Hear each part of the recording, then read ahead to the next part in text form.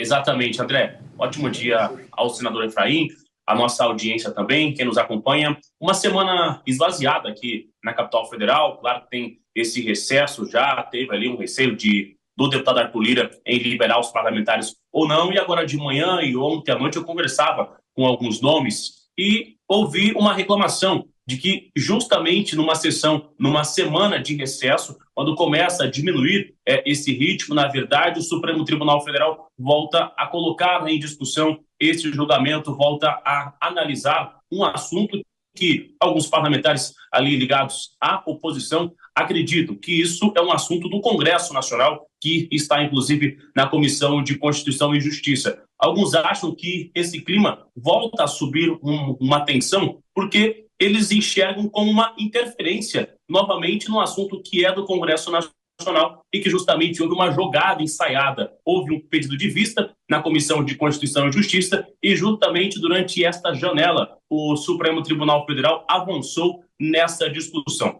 Hoje tem a chance, então, de acabar, uma vez por todas, essa discussão no STF. O senhor comentava sobre o julgamento, está em 5-3-1, né? É quase uma escalação de um time de futebol, porque tem uma divergência ali do ministro Dias Toffoli, na verdade, sobre este voto, e aí não está muito claro sobre o voto da ministra Carmen Lúcia. Então, existe uma reclamação e eu ouvi que o Congresso vai se articular ali na parte da Câmara dos Deputados, ainda que de forma remota, que de longe, eles vão tentar, de alguma forma, aumentar essa discussão para conseguir colocar uma velocidade e resolver também na Câmara dos Deputados. Aconteceu isso na Colômbia, também foi aprovado no Congresso, depois na Suprema Corte, depois veio, revogou. Quero fazer uma pergunta ao senhor, que foi o relator, inclusive, acompanhou toda essa discussão também, esteve com esse texto. Se o senhor acredita que se encerrar a discussão hoje no Supremo Tribunal Federal, existe alguma chance do Congresso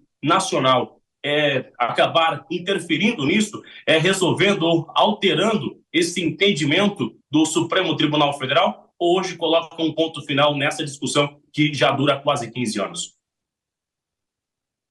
Bruno, eu acredito sim que o Congresso Nacional tem uma ampla e sólida maioria para aprovar a PEC, independentemente do julgamento do Supremo Tribunal Federal. Até porque, como você disse, e esse é o meu entendimento, esse não é um tema para ser resolvido por tribunais. Ele é um tema que é para ser resolvido pelo Congresso, porque é o Congresso a caixa de ressonância da sociedade.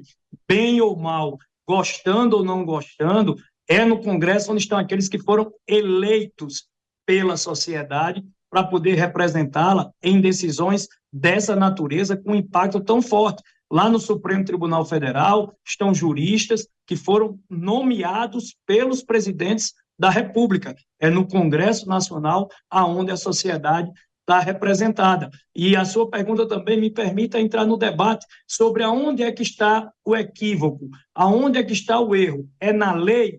Não é na lei sobre a questão das prisões arbitrárias, é na implementação da lei. A lei, ela não discrimina, a lei, ela não diz que deve ser tratado diferenciado qualquer usuário por cor, por raça, por condição social, pela sua renda. A lei é para ser aplicada a todos. Se existem equívocos, e eu concordo, ela é na implementação. E veja, para que alguém seja preso, como se alardeia por aí, de forma equivocada, ela precisa passar por uma decisão de uma autoridade policial, decisão de um promotor da República e de um juiz. Então, a culpa não é da lei. Se a implementação está equivocada, o Supremo Tribunal Federal, ao invés de modificar a lei, ele poderia muito bem chamar juiz. Vocês já viram algum fórum, algum seminário, alguma punição de uma corregedoria do CNJ, por exemplo, contra um juiz que foi discriminatório na aplicação da lei? Eu desconheço. Então, acho que é essa prática que tem que ser aumentada. O problema não está na lei. A lei está correta. A droga não deve ser descriminalizada. Se existe arbitrariedade na prisão, o problema é da implementação e o CNJ e a própria Justiça têm de chamar o feito à ordem. Senador, como prometido, esse programa coloca uma importância redobrada na precisão das informações e, de acordo com a nossa apuração, pelo menos a situação vigendo ali no estado do Colorado, nos Estados Unidos, o acesso a recreacional, as drogas e a maconha segue legal, amplo e restrito, sem emitir nenhum juízo de valor. Mas a informação é essa. Inclusive desde 2012, não de 2020. Peça para checar. Eu também, como o debate foi há 70 dias atrás, é o estado de Oregon, tá? Não é o Colorado, Oregon. Agora pode ser. O Oregon que fica ali no noroeste americano.